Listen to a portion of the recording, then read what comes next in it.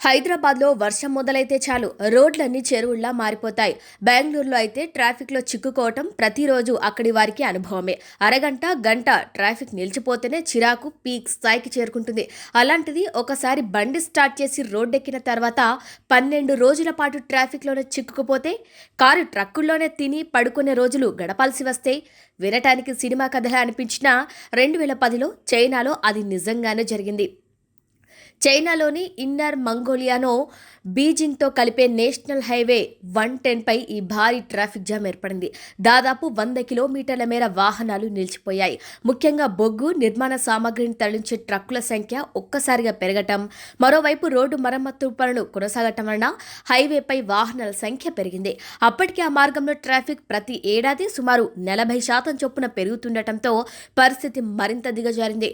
మొదట్లో వాహనదారులు ఆగ్రహంతో హారన్లు మోగిస్తూ అధికారులపై అసహనం వ్యక్తం చేశారు. అయితే గంటలు రోజులు కావడంతో పరిస్థితిని అంగీకరించగా తప్పలేదు.